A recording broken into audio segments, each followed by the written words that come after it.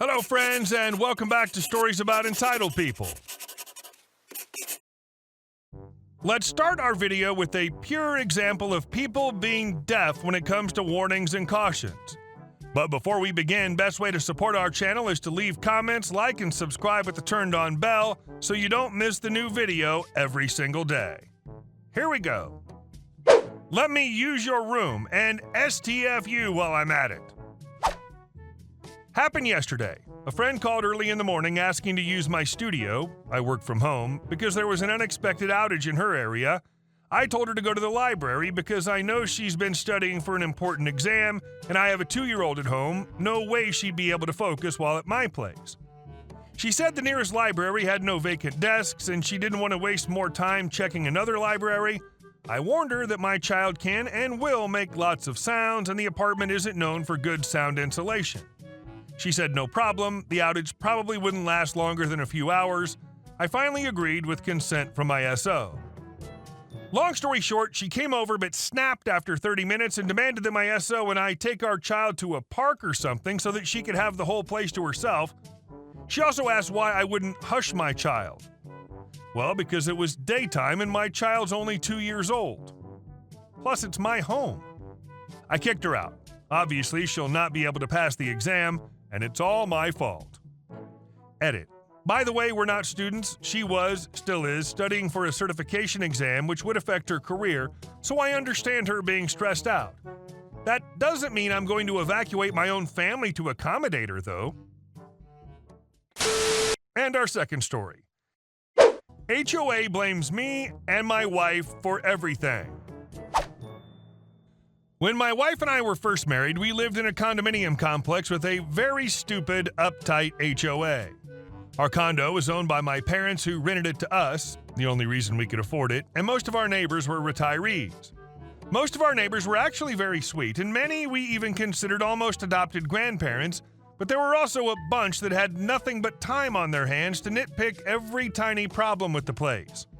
Unfortunately, these are also the types of people who apply for HOA positions, and the wonderful part about being the only young couple in the building was that we got blamed for everything. Here are a few incidents.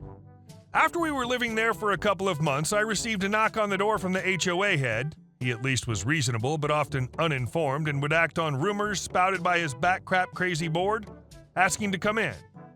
He then proceeded to give me a lecture about the noise our dog was making, how they'd received several complaints, and how we'd be fined if we didn't calm it down more. Only problem? We didn't own a dog. When he realized this, the guy apologized and left. However, we still received 2 more written warnings from the HOA board until they finally figured it out. The second frustrating incident was shortly after the birth of my son. My wife had had a C-section and was sleeping in the living room because she couldn't climb into our tall bed. One evening, while she was sitting there, she smelled a strong smell of tobacco, which made her nauseous. When I walked outside our condo into the lobby to check, I noticed a heavy haze and a strong smell of tobacco. My wife was very sensitive to smell at the time, and the C-section made puking agonizing. And since the building had strict indoor smoking rules, I actually reported the issue via email to the HOA, hoping they would do something about it. And what do? 2 days later, we get a written letter citing complaints resulting from the smoking haze, demanding we stop, otherwise we get fined, even though we were the first ones to complain. We then get no response when we reply and proceed to get 2 more warnings. The smoking became a regular evening occurrence. They eventually did send us a fine, which they quickly dropped once my dad, the actual homeowner, gave them a very angry phone call. The smoking never stopped. Finally, when it was time for us to move out, we informed them 2 weeks in advance that we would have a moving crew, a bunch of friends, coming through. This was in compliance with their rules so they could notify residents and provide covers for the elevator so they wouldn't be damaged. I never hear a response. 2 days before the move, I ran into the new HOA head and reminded her of our weekend moving plans. She acknowledges that she received my email and says she will provide me with the equipment the morning of the move. She never does, and so we move without it, and we do it without damaging the elevator. And what do? Try to find my parents for not providing advance notice of the move. That one also didn't go down well for them. There were also tons of other petty things too, comments about us being noisy late at night even though we both worked and went to bed early. Lots of accusatory questions about things out of place, etc. We were essentially the first pick to blame whenever something went wrong without an immediate explanation. I'm so glad we no longer have to deal with them. And our next story. Jerry Springer episode at the grocery store over turkey. This happened just this morning. My day started with me showing up to work only to realize that today was my day off. With my day off, I decided to go buy a turkey for Thanksgiving next week. I didn't go back to change at my home to change because the store was closer, so I went to the store in a typical office outfit, not thinking anything of it. There were plenty of turkeys, and I chose a nice big fat one. I was salivating already. As I was about to put it into my cart, this older woman says, "I'll take that one," and reaches for it. I thought that this was some kind of joke she was making, like, "That's a nice turkey, I'll take it," to only pretend to grab it.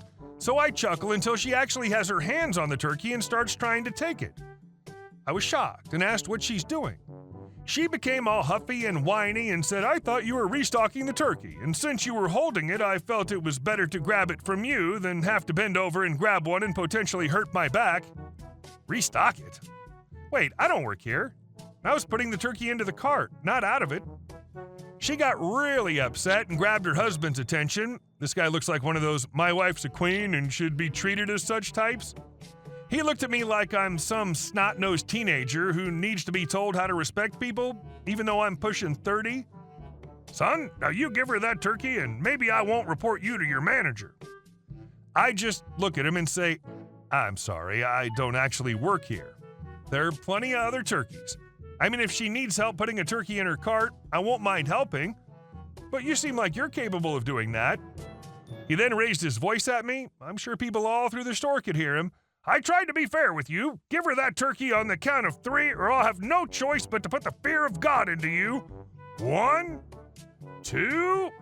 Thankfully, the manager was close by and interrupted him. "Is everything all right over here?"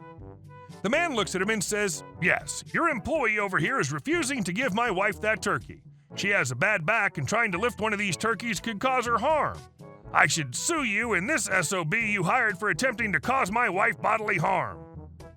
The manager looked at me, seeing that I clearly do not work here, and said to him, "Sir, this man doesn't work here. He has no obligation to give you that turkey. Please calm down and I'll grab another turkey for you. Otherwise, I'll have to ask you to leave." The man's face turned red and just lost it. "How dare you talk to me in such disrespect? I'll have you know that this is no man, this is a boy who needs to be taught a lesson in manner, and I should give you the same treatment too." His wife looked at me like a teacher would at a misbehaving student. "You see what you caused? Your mother must have been a horrible parent if this is the child that she raised." "Oh no. No F no. My mother just died a few weeks ago, and this? No. You know what? Here, take it. Take this stupid turkey. Go, have it. It's not effing worth putting up with this effing Jerry Springer act. So have your GD turkey." I slammed it into their cart and stormed out. I thought I'd be done with them, but Mr. Anger Management decides that I didn't excuse myself from the table properly enough. "Excuse me, you disrespectful brat. I demand an apology for how you treated my wife and I. I want it right now." So I give it to him. I flip him off and told him he can shove this thing up his butt along with that turkey. And then I let him know that my mother died only a few weeks ago and told him to thank his wife for what she said. I never been punched in the face before. I can mark that off my bucket list. So yeah, when the cops asked if I wanted to press charges against him, you bet your butt I did. I didn't get my turkey. Edit. He was pretty pissed off, especially since he believed that the cops were there to arrest me because I'd flipped him off and was completely disrespectful to him. I guess he didn't get the memo that he had punched me in the face. I think the dumbest thing, though, that I really don't get that he said to the cops in an attempt to try and cast the blame on me was when he accused me of being a gang member. Remember, I'm in office attire, not very gang-looking. Maybe he thought flipping him off was some gang signs? I don't know. He was playing the victim the whole time, and the thought of him being in trouble for this just blew his mind. When they put him in cuffs and into the car, he started bawling out, crying, and saying stuff that now his poor wife will be without care or some crap. Update. The store manager gave me a free turkey as well as several free pies. As for Mr. and Mrs. Douche, I have a friend whose brother's a lawyer and will be working on my case. And our last story. Told the HOA to F off. Got away with it. A number of years ago, we moved into a subdivision with what seemed like a pretty laid-back HOA. Now, the former owner was a first-class a-hole who would never win the Good Neighbor Award. Among the worst things he did was pave most of the front yard because he got tired of the neighbors complaining at him to cut his grass. About 6 months later, I got a letter from the HOA telling us the driveway was out of compliance. I called the number in the letter and asked what they meant, and they said it was far too large and needed to be reduced in size. Me. Okay, so just let me know when the contractors will be here so I can move my cars. HOA. No, you're the one who needs to pay to have it reduced in size. Me.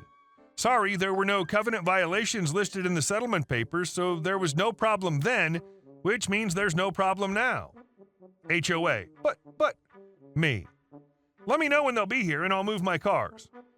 Never heard from them again. That was 17 years ago.